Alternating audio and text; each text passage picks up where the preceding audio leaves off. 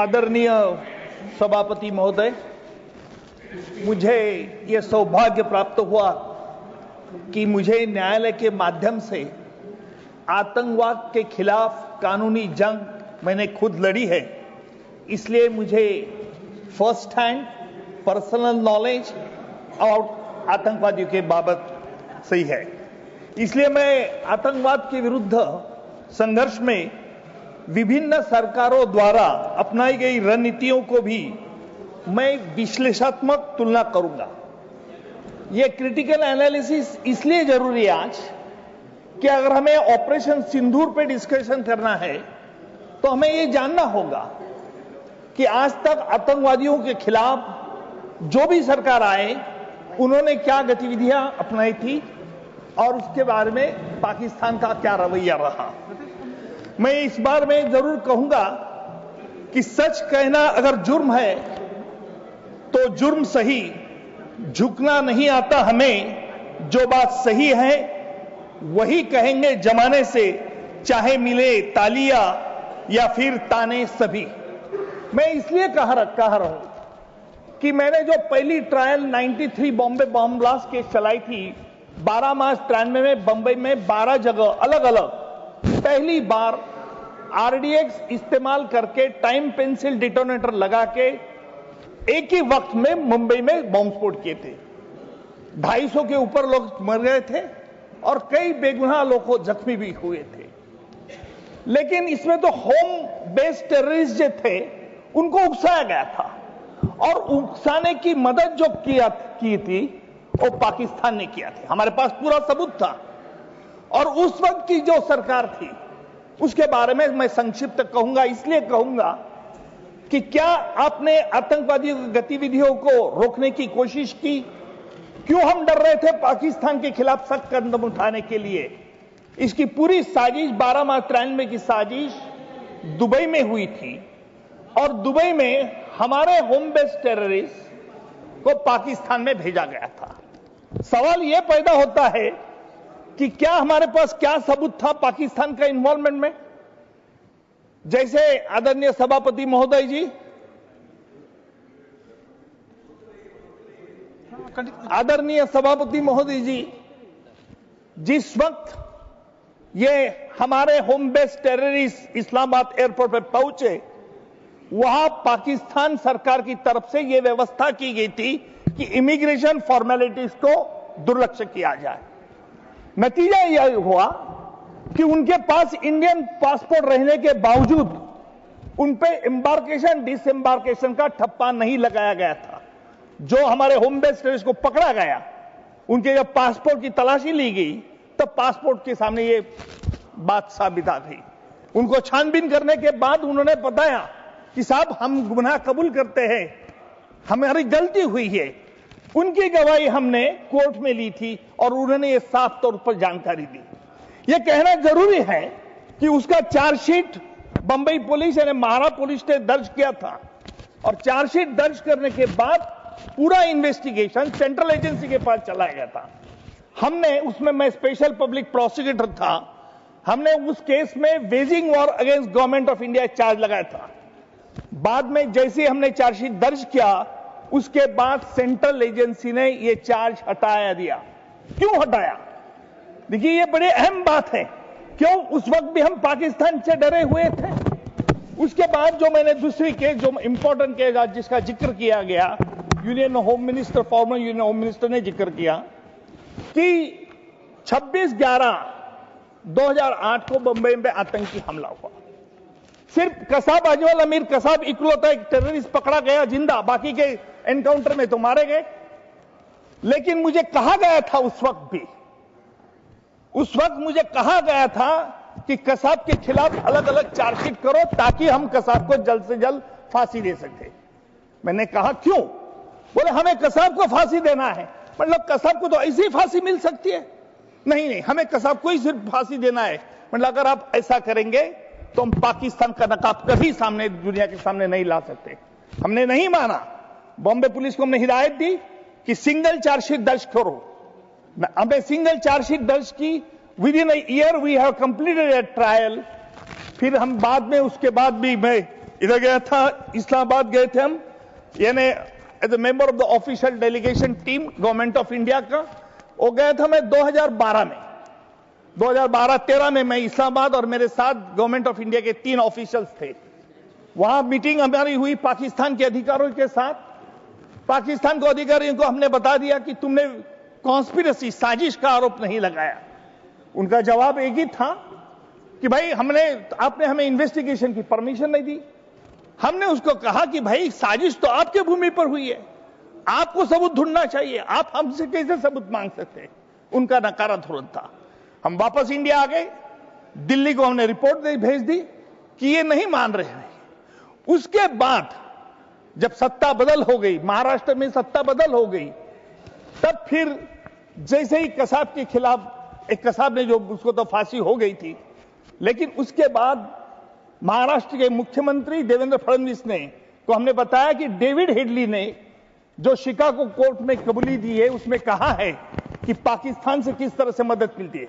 हमने कहा इसका इस्तेमाल करना चाहिए, हमने उसका सबूत लेना चाहिए।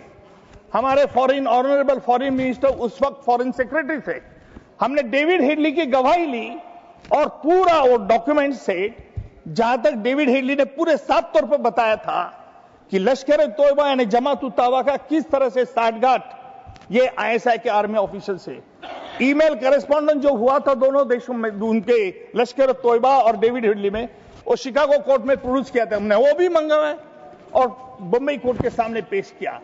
नतीजा ये हुआ कि इस पूरा 26/11 के आतंकी के हमले के पीछे पाकिस्तान को रोल स्पष्ट हो चुका था, और उस वक्त के फॉरेन सेक्रेटरी साहब ने उस पर ये पूरा इंफॉर्मेशन पाकिस्तान को भेजा था।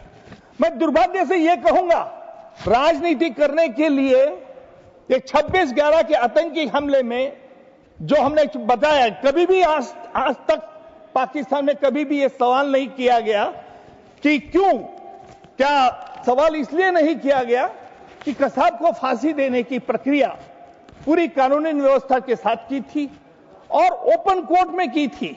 हमने ये सवाल पाकिस्तान में उठाया था कि आपने जो जिन लोगों को अरेस्ट किया है उनके बारे में क्या, आपने हाफिज सईद को अरेस्ट नहीं किया, जकीउर रहमान को लखवी ने अरेस्ट नहीं किया। तब उनका कहना था कि सबूत के बारे में वापस फिर वो मांग रहे थे। मैं एक बात बहुत गहराई से वहां महसूस की कि पाकिस्तान उस समय भारत को गंभीरता से नहीं लेता था। उनकी भाषा में, उनकी व्यवहार में, उनकी रवैये में एक बात साफ झलकती थी कि उन्हें यह विश्वास था कि भारत तो निर्णायक प्रतिक्रिया न देगा और न ही आतंक के खिलाफ कोई ठोस कदम उठाए, लेकिन वो भारत तब का था, अब नहीं। आज मैं ये जरूर कहूंगा कि हमारे सरकार ने ऑपरेशन सिंदूर के माध्यम से ये साफ कर दिया है कि सिर्फ हम फाइलों में नहीं लड़ते, हम फील्ड में जवाब देते हैं। अब भारत सहता नहीं है, भारत संकल्प करता है। अब भारत चुप नहीं रहता, भारत सीधा जवाब देता है। जो पाकिस्तान कभी भारत को हल्के में लेता था, आज वही पाकिस्तान अपने आतंक से डरा बैठा है, भारत की प्रतिक्रिया के भय से। यह परिवर्तन केवल एक नीति का नहीं, यह परिवर्तन मैं जरूर कहूंगा नेतृत्व का है। यह परिवर्तन सरकार की निर्णायक सोच का है, नरेंद्र मोदी जी की सरकार की सोच का है। सभापति महोदय, सबसे मैं यह बात पहले स्पष्ट करना चाहता हूं कि ऑपरेशन सिंदूर जो है वो अंतर्राष्ट्रीय कानूनों और संधियों का उल्लंघन नहीं था, बल्कि यह कार्रवाई संयुक्त राष्ट्र के चार्टर अनुच्छेद 51 के तहत आत्मरक्षा के सिद्धांत पर आधारित है। और यह आत्मरक्षा का सिद्धांत यही कहता है कि जब किसी राष्ट्र की सुरक्षा पर, उसके निर्दोष नागरिकों की जान पर बार बार हमला होता है, और जब हमला सीमा पार से संचालित आतंकी गुटों से द्वारा होता है, तो उस राष्ट्र को यह अधिकार है कि वह सीमित और आवश्यक बल का उपयोग करे। भारत ने यही किया। हमने न तो पाकिस्तान की संप्रदाय का अपमान किया, न ही युद्ध का बिगुल फूंका। हमने केवल आतंक के उन अड्डों को निशाना बनाया जहां बार बार हमारे देश पर हमले की साजिश रची जा रही थी। सभापति महोदय जी, पिछले कुछ वर्षों में हमने देखा है किस प्रकार पाकिस्तान का धरती का उपयोग आतंकवादी संगठन द्वारा भारत के विरुद्ध युद्ध छेड़ने के लिए किया। ये गुट केवल सीमा पर नहीं, हमारे शहरों के बीचों बीच आतंक का जाल फैलाने की कोशिश करते। कभी पुलवामा, कभी उरी, कभी पठानकोट। हम चुप रहे। हमने बार बार बातचीत की पहल की, हमने डोसियर दिए, हमने अंतर्राष्ट्रीय मंचों पर पाकिस्तान की जवाबदेही की सुनिश्चित करने का प्रयास किया। लेकिन जब आतंक की बंदूकें फिर हमारे निर्दोष नागरिक की ओर मुड़ी तो भारत ने अपनी चुप्पी तोड़ी और ऑपरेशन सिंदूर एक उत्तर नहीं था, मैं मानता हूं कि वह एक संदेश था। सभापति महोदय, इस सदन को यह जानकर गर्व होगा कि यह ऑपरेशन न केवल सैन्य दृष्टि से सफल रहा, बल्कि कूटनीतिक दृष्टि से भी परिपक्वता का परिचय देता है। हमने यह सुनिश्चित किया है कि कोई निर्दोष नागरिक की हताहत न हो। हमने यह सुनिश्चित किया कि हमला सीमित, सटीक और टारगेटेड हो। हमने यह सुनिश्चित किया कि भारत की छवि एक जिम्मेदार लोकतंत्र के रूप में और भी मजबूत हो। यह भारत की नैतिक श्रेष्ठता और रणनीतिक श्रेष्ठता दोनों का प्रतीक था। सभापति जी, लोग पूछते हैं कि क्या यह आवश्यक था? लोग पूछते हैं कि क्या सीज फायर करना जरूरी था? लोग पूछते हैं, सदन में सवाल खड़े किए गए, मैं पूछता हूं हम कितना सहेंगे?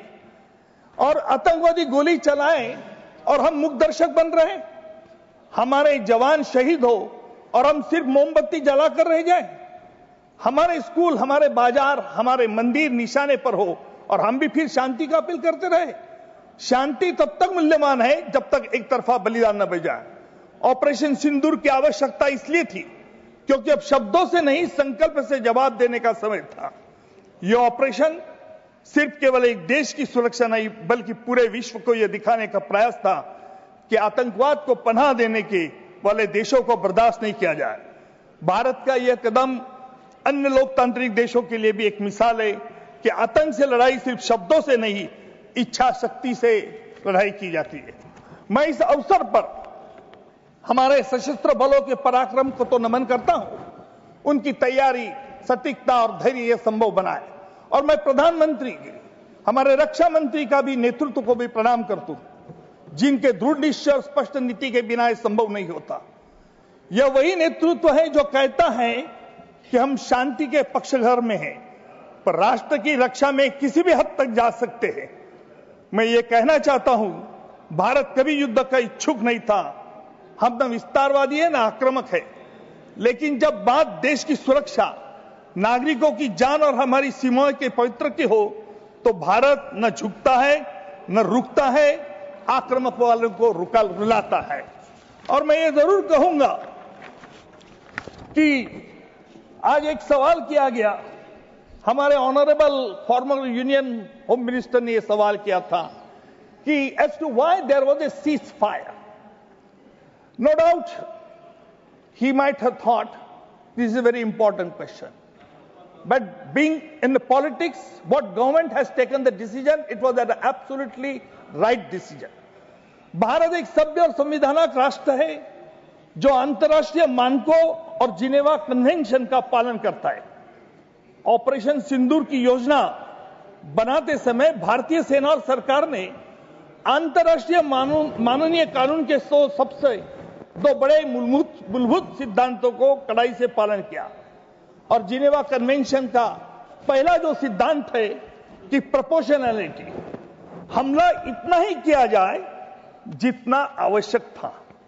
दूसरा सिद्धांत यह है कि डिस्टिंक्शन, और डिस्टिंक्शन में नागरिक और सैन्य ठिकानों में स्पष्ट अंतर रखा गया। इस ऑपरेशन में किसी नागरिक ढांचे, अस्पताल, स्कूल या पाकिस्तान सैन्य अड्डे को निशाना नहीं बनाया गया। मैं ये कहूंगा जरूर कि इस सुंदर ऑपरेशन ने, तंदूर ऑपरेशन ने अंतर्राष्ट्रीय स्तर पर भारत की स्थिति को मजबूत तो किया। जहां पहले भारत को संयम बरतने की सलाह दी जाती थी, वही इस बार अमेरिका, फ्रांस, रूस, ऑस्ट्रिया देशों ने भारत के आत्मरक्षा का अधिकार का समर्थन किया। इस सदन में ऐसा कहा गया, कोई प्रदेश नीति नहीं, कोई फॉरेन कंट्री ने हमारा समर्थन नहीं किया। यह बात सर गलत है। वैश्विक समुदाय ने पहली बार माना कि पाकिस्तान से धरती से संचालित आतंकवाद पर रोक लगाने के लिए आवश्यक और उचित कार्रवाई थी। इससे स्पष्ट है कि भारत अब वैश्विक सुरक्षा विमर्श में सिर्फ एक भागीदार नहीं बल्कि एक निर्णायक शक्ति भी बन चुका हो। इस अभियान ने यह देखा कि भारत मजबूत है लेकिन कुशलता और न्याय के संयोजन से भी ज्यादा असरदार है।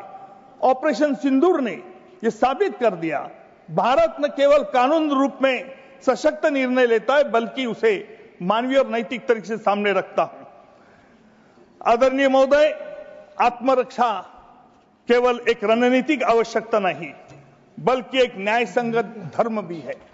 भगवद गीता में श्री कृष्ण ने धर्म में कहा था, एक लास्ट 1 मिनट, कि नहीं करिष्ये जातु तिष्ठन्त कर्मकृत। इसका मतलब यही है संस्कृत कपलेट का कि जब अधर्म बढ़ता है तब निष्क्रियता भी अपराध है। भारत निष्क्रिय नहीं रह सकता है। हमने धर्म और विधि दोनों का पालन करते हुए आतंक के विरुद्ध यह निर्णायक कदम उठाए, वह भी पूर्ण संयम, बुद्धिमत्ता और अंतर्राष्ट्रीय वैज्ञानिक स्तर के अंतर्गत है। आज का भारत, यह नया भारत, 21वीं सदी का आत्मविश्वास से भरा हुआ भारत है जो आंखें में आंख डालकर बात करता है। यह नया भारत है जो आतंकवादियों को उनकी भाषा में उत्तर देना चाहता है। अंत में मैं एक ही इतना ही कहूंगा, आज मुझे जब बांग्लादेश स्वतंत्र हुआ तब उस वक्त प्राइम मिनिस्टर, भूतपूर्व प्राइम मिनिस्टर इंदिरा जी का यही सदन में हमारे विपक्ष के नेता थे, उस वक्त के थे अटल बिहारी जी वाजपेयी। उन्होंने एक शब्द में कहा और इंदिरा जी कहा कि आप साक्षात दुर्गा जी हैं। जिस तरह से अटल बिहारी ने अपनी मन की श्रीमंती दिखाई, ऐसी मन की श्रीमंती आज मैं देखना चाहता था, विटनेस चाहता था, लेकिन मैं बहुत निराश हो गया कि विपक्ष से ट्रम्प क्या बोले, अमेरिका से क्या बोले, फायर क्यों नहीं किया, इस तरह के सवाल करके बवाल करने का जो प्रयत्न हुआ उससे मुझे बहुत दुख हूं। कानून का विद्यार्थी होने के कारण मैं चाहता था कि जो हमारा डिस्कशन का टॉपिक है उस पर रिजेक्शन होगा, कोई सुझाव आएंगे कि किस तरह से आगे चल के हमने क्या करना चाहिए। धन्यवाद। मशीन नहीं है। धन्यवाद जी, बहुत धन्यवाद।